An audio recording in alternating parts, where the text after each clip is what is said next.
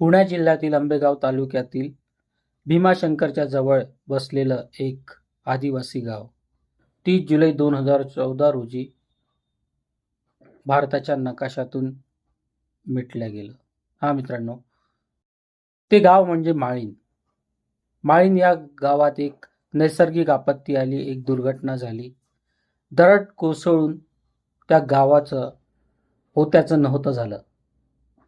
असं एक गाव म्हणजे माळीण. जवळजवळ 77 घरांपैकी 74 घरं या दरडीत, या नैसर्गिक आपत्तीत वाहून गेली. संपूर्ण गाव नष्ट झालं. 150च्या वरती लोक यात दबून मेलीत. त्यात म्हातारे, तरुण, महिला, लहान मुलं हे सगळं त्या ढिगाऱ्याखाली दबले गेले. याच आपत्तीवर आधारित, या दुर्घटनेवर आधारित एक श्रद्धांजलीपर म्हणून चित्रपट येतो आहे. तो म्हणजे एक होतं माळीण. दिग्दर्शक दत्ता गायकर आणि राजू राणे यांनी या चित्रपटाची निर्मिती, लेखन, दिग्दर्शन केलेलं आहे. ह्या चित्रपटाचा ट्रेलर मी बघितलंय. ट्रेलर बघताना जाणवतं की ही दुःखद घटना कशा पद्धतीने झाली असेल. तिथे असणारा व्यक्ती कशा पद्धतीने लढला असेल. कालांतराने त्या गावाचं पुनर्वसन करण्यात आलं, पण ती जी घटना आहे ती कधीच विसरू शकत नाही. अशी ही घटना. श्रद्धांजली म्हणून या दिग्दर्शकांनी, या निर्मात्यांनी हा चित्रपट आपल्या समोर आणलेला आहे. ट्रेलर बघितला मी. ट्रेलरमध्ये VFX द्वारे पूर्णतः कशा पद्धतीने त्या माळीण गावाचं होत्याचं नव्हतं झालं ते या चित्रपटात आपल्याला दिसेल.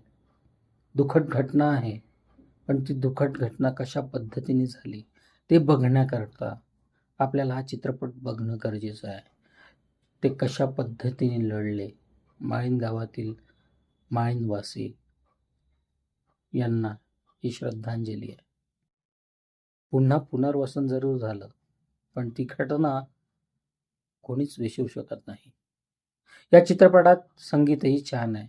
मूळतः आपल्या विदर्भातील साडीपट्टी रंगभूमीतील गीतकार, गायक, कलाकार आणि संगीतकार युवराज घोंगले यांनी यात गीतलेखन आणि संगीतही केलेलं आहे.